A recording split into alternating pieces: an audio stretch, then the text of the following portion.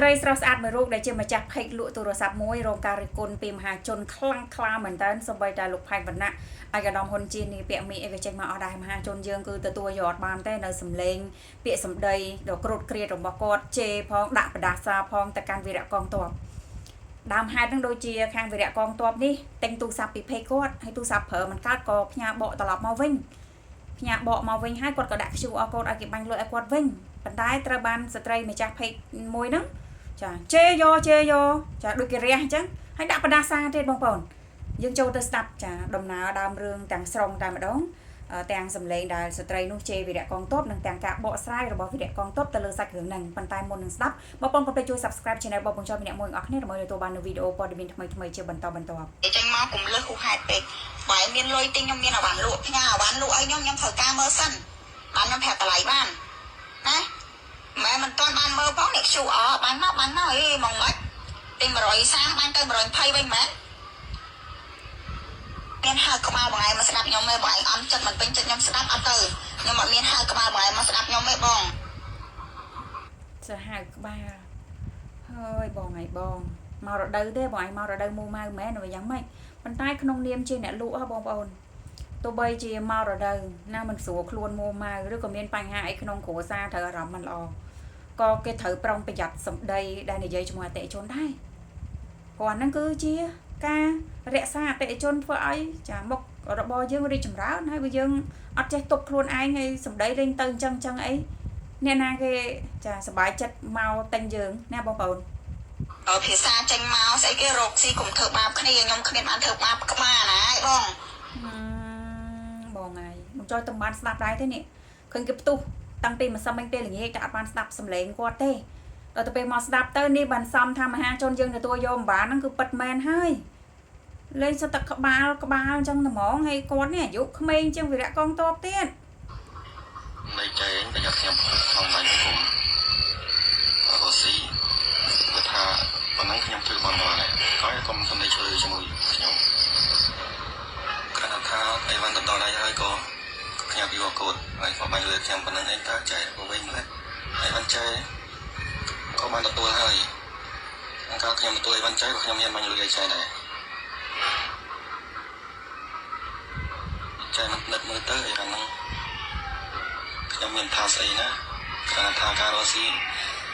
កុំអីវ៉ាន់របៀបអីវ៉ាន់ដល់ដៃឯងចង់កថោកទៅទៀតឲ្យតាមចិត្តនេះវីរៈកងទ័ពឆ្លើយតបទាំងចាទាំងស្មាវទៅវិញគាត់ថាគាត់មានអីណាចុះគាត់ផ្ញើអាវ៉ាន់ទៅហើយគាត់ដាក់ QR code ឲ្យហើយបើថាមិនទាន់បានពិនិត្យមើលអីមិនទាន់បានបាញ់អីក៏ប្រាប់គាត់ស្រួលថាបងខ្ញុំទៅតែយកមកទេខ្ញុំមិនទាន់បានពិនិត្យអាវ៉ាន់ទេចាំខ្ញុំមើលឲ្យសិនត្រូវទិញចូលវិញតម្លៃប៉ុណ្ណាចាំខ្ញុំប្រាប់ពូប្រាប់អ៊ំអីចឹងទៅវាគួរតែអញ្ចឹងតែវាអត់អញ្ចឹងហ្មងហ្នឹងមិនគិតថាអីវ៉ាន់ទៅដល់ចង់ឲ្យដល់ខ្ញុំ$10ក៏បានអញ្ចឹងឯងធ្វើបនម៉ែឯងទៅណាអញអត់មានចង់បានទូរស័ព្ទឯងម្ដងហ្នឹងទេណាអាស្លាប់អាត្រូវក្របផ្លោងធ្វើបនម៉ែឯងទៅអាស្លាប់អាត្រូវក្របផ្លោងអើយព្រះហើយអាវ៉ាន់ឯងផ្ញើមកខាងអញទៅដកបានព្រលឹមឡើងម៉ោង8ជាឯងឆាតមកមើលនៅបានម៉ានេះ QR បាញ់មកបាញ់តពុកម៉ែឯងអីគេធ្វើហើយស្អីនឹងមីងបងនឹងចយទេអ្នកលក់ទូរស័ព្ទហ្នឹងសិតតបាញ់តពុកម៉ែឯងស្អីអូយបងប្អូនហើយក៏ដល់ថ្នាក់នោះវាលើសពេកហ្មងណាបើសិនជាក្នុងនាមដែលគាត់ជាអ្នកលក់គាត់ទទួលអារម្មណ៍ថាព្រឹកឡើងមិនទាន់បើកភ្នែកផងមកទីឲ្យបាញ់លុយទៅអីចឹងគាត់រៀងអារម្មណ៍មិនល្អអញ្ចឹងគួរតែប្រាប់គេដូចដែលបញ្ចុយនិយាយមិញអញ្ចឹងពួកខ្ញុំក៏ជាអ្នកលក់ដូរម្នាក់ដែរបងខ្ញុំមិនទាន់បានមើលអវ៉ាន់ទេខ្ញុំបានពិនិត្យហើយខ្ញុំប្រាប់បងវិញប្រាប់ពូវិញបាទខ្ទង់ម៉ោងប៉ុណ្នេះម៉ោង10ម៉ោងមកដល់10ឬក៏ម៉ោង2ដល់10អីចឹងទៅអានេះវាជាការឆ្លើយតបមួយដែលវាសមរម្យដែលអាចទទួលយកបាននេះលេងជេររះចឹងតែហ្មងអាត្រូវគ្រាប់អាងាប់អាផ្ទះបាញ់ចឹងហ្មងឆ្លើយទៅវិញឯតាបងមិនអត់ទាន់មើលទេអូស៊ីកុំធ្វើបាបគ្នាអូស៊ីត្រូវខ្ញុំត្រូវហើយនិយាយចឹងបានន័យថាមិនអាចមិនដែរជេចឹងហ្មងគេអាវ៉ាន់ប៉ុណ្ណឹងធ្វើទៀនធ្វើបន់ហើយហើយធ្វើទៀនធ្វើបន់តែហើយស្រង់ទុំទល់គេមិនទាន់នឹងមើលអាវ៉ាន់មកទឹកនោះហើយផងហើយអីគេដាក់ QR គេបានលុយឲ្យហើយគិតអីគេហើយមកស្រង់គេថាហើយអូយចាំខ្ញុំថតឲ្យថតទៅថតឲ្យចូលទៅបើក profile ហើយវិញកុំលុប profile ចឹងអត់ល្បីទេឆ្មាស់ណាស់កាចណាស់ឯងស្ដាប់ខ្មែរអត់បានមែនហើយសៀមមែន Đừng có hại không ai tại vì sao sủa con mau nó cái phạt lại ảnh nữa hay cho cái chơi tôi bên mấy nhằng mấy cái gì thì sang không ai đáp ban đấy mong là bạn mày toàn mơ đây ảnh nhà đó mà sải cho phim món hộp xì cùng thơ ba cái này anh thơ ba của anh tình cả thơ ba bài hưởng ấy kỹ là bên cái thao ai với hải mà phở phía xa lỡ đặt cái thao ai với thơ con của bạn này lôi bên nó khi mình phô không mình ăn chừng cô mi hải chơi mai đi hải mà ba to kết mang cái gì ta hải với ạc ma đấy hải ạc bị tép mấy hả បងអ្នកលូទូរស័ព្ទឯងបងឯងលើឲ្យបងបងឯងលើតាំងពីដំបូងមកម្លេះយើងមិនបាច់តន់ដល់និយាយដល់សាច់គ្រឿងកដាលនេះទេបងឯងលើតាំងពីដំបូងមកម្លេះចុះបើគាត់ផ្ញើទូរស័ព្ទមកហើយចាចឹងគាត់មិនដាក់ QR code មកឲ្យគ្រាន់តែដាក់ឲ្យហើយហ្នឹងបងក៏ដៅកាហាយភ្លាមហ្មងគ្រាន់តែវិរៈកងទ័ពយើងដាក់ QR code មកឲ្យហើយហ្នឹងណាក៏នេះម្ចាស់ page នេះក្តៅតែពេលលេតែហ្មងច្រឡោតដាក់គេហ្មងច្រឡោតដាក់វិរៈកងទ័ពតែហ្មងបានវិរៈកងទ័ពយើងគាត់ឆ្លើយតបមកវិញថានិយាយសម្ដីអញ្ចឹងប្រយ័ត្នគាត់បង្ហោះអញ្ចឹងណាដល់ទៅពេលម្ចាស់ page ហ្នឹងចាប់សម្ដីវិរៈកងទ័ពថាប្រយ័ត្នបង្ហោះខឹងឆាវរត់តែខ្លាំងជេរយកបដ ாய் ai bạn đó đấy anh trong ơi mà anh vừa say từ lơ ca mơ chị say nè chơi mai ai sòng khăn anh ấp toàn mơ ai mất salon này kia mơ mất ai mất salon này kia banh lôi ai mất anh ơi đâu bị anh ơi về à mía ai mình banh chật lụa cái nào bạn từ thì tài bài lối thâu hay trong lòng thâu lối banh nắng thời con của bạn này thâu từ bạn nó anh sao hãy banh tê hãy làm mà vô luôn ai tục tê hãy để cho baby khai làm mà vô luôn ai mà anh có là bạn ai đó này trong chụp một ảnh tịch ស្រ័យស្រង់លែងបានហើយបងអញ្ចឹងបានបងប្អូនយើងគាត់ថាមិនអាចទទួលយកការសំទោសបងបង្ហាញបានហ្នឹងណាមិនអញហ្នឹងអីទេខ្ញុំម៉ៃឬមកក៏បជាហើយទទួលបានពេលណាត្រូវបានលុយហើយពេលហ្នឹងមែនអាបានមកទឹកអញត្រូវមើលសិន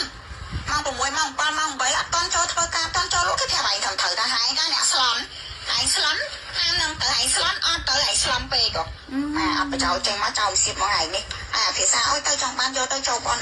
អញចូលបនម៉ែឯងវិញយល់អត់ លើឲ្យបងហើយបង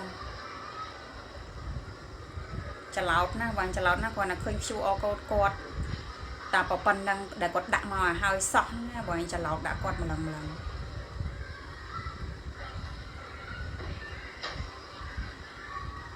សម្បីតែវិរៈកងទៅគាត់ទទួលយកការពីឯងរត់ចោលជួទៅ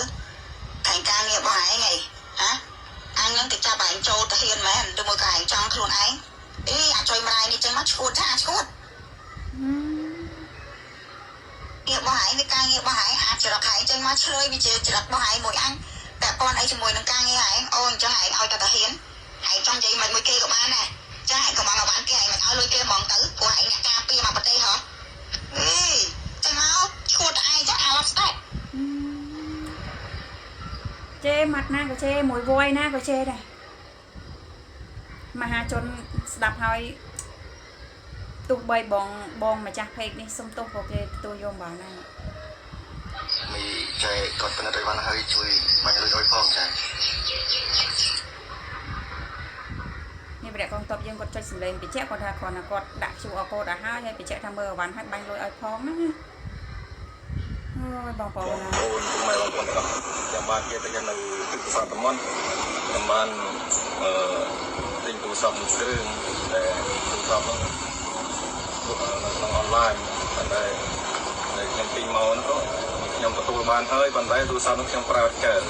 ព្រោះក្រុមហ៊ុនមុខហ្នឹងឲ្យខ្ញុំផ្ញើឲ្យគាត់ទិញគាត់ទទួលទិញដល់ពេលអញ្ចឹងក៏ខ្ញុំក៏ផ្ញើឲ្យបានហ្នឹងទៅឲ្យគាត់វិញហើយប៉ុន្តែគាត់ក៏អត់បានផ្ញើទូរស័ព្ទនឹងលុយមកខ្ញុំវិញទេបងប្អូនគាត់ទៅជាប្រមាថទៀតបាទតែក៏គាត់ទទួលបានឲ្យបានហើយខ្ញុំក៏ផ្ញើជួកូដឲ្យគាត់តែគាត់មានការអន់ចិត្តមិនពេញចិត្តនឹងតែខ្ញុំផ្ញើជួកូដឲ្យគាត់បានជា ប្រមាណដល់ខ្ញុំលះអន់រលុយកាក់ទូរស័ព្ទមិនទាន់ពិនិត្យមិនទាន់មើលផងតាមពិតទៅខ្ញុំផ្ញើ QR code នោះខ្ញុំអត់បានលះអន់អីទេខ្ញុំគ្រាន់តែថាគេគិតថេកមើលអីវ៉ាន់ហើយឲ្យតម្លៃប្រមាណបានស្មើហើយគាត់បាញ់ឲ្យខ្ញុំវិញក៏ប៉ុណ្្នឹងឯងអត់មានបានលះអន់អីទេដូចជាគិតជីប្រមាណលឿនថ្ងៃដល់ម្ដាយខ្ញុំហើយខ្ញុំអត់ពេញចិត្តដែរត្រង់នឹងសម្ដីអ្នកលក់អនឡាញខ្ញុំជឿទុកចិត្តខ្ញុំហ៊ានកំងទិញទូរស័ព្ទពីគាត់យកមកប្រើដល់ពី នេះការបកស្រាយរបស់លោកពូវិរៈកងទ័ពដែលគាត់បញ្ជាក់ថាគាត់អន់ចិត្តដែរគ្រាន់តែគាត់ដាក់ QR code ទៅប៉ុណ្ណឹងសោះមក deal គាត់អីម្លឹងហើយ ហើយបានមហាជនទទួលយកការនិយាយរបស់បងស្រីដែលគាត់ជាម្ចាស់ផេកលក់ទូរស័ព្ទនឹងអត់បានលោកផៃវណ្ណៈបរោះជាបន្តតាំងពីម្សិលមិញពេលល្ងាចនៅក្មេងរកស៊ីលក់ទូរស័ព្ទមិនល្អ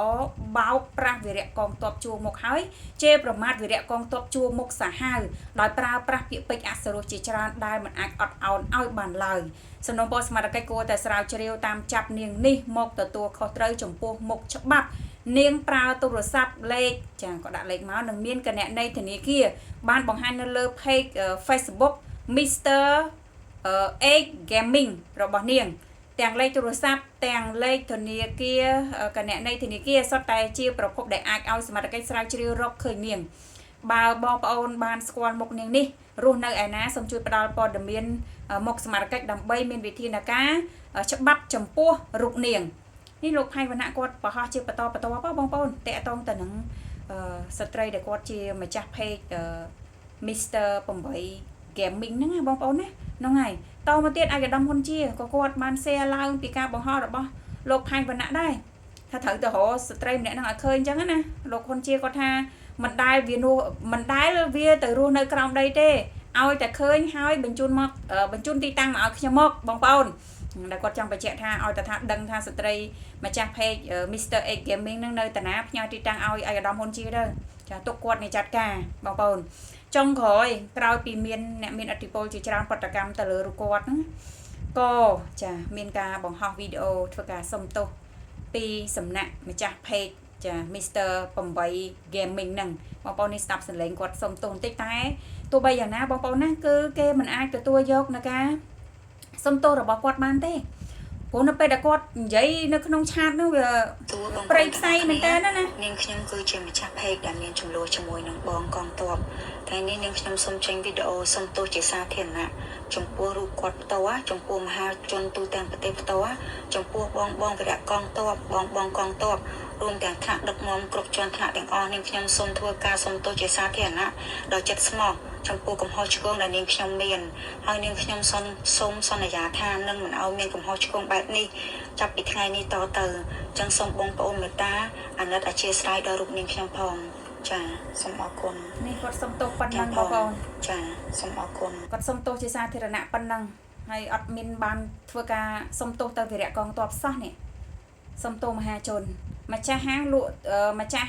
ក់ទូរស័ព្ទឈ្មោះថាចិន្តាសវណ្ណារីបានចេញមកធ្វើការសុំទោសវីរៈកងទ័ពដែលបានទិញទូរស័ព្ទរបស់ខ្លួនយកមិញស្ត្រីរូបនេះរួមជាមួយប្តីដោយទទួលរងនឹងការជេរនិងខឹងសម្បាពីមហាជនតាមបណ្ដាញសង្គមយ៉ាងខ្លាំងបានចេញពីភ្នំពេញទាំងយប់ទៅសុំទោសផ្ទាល់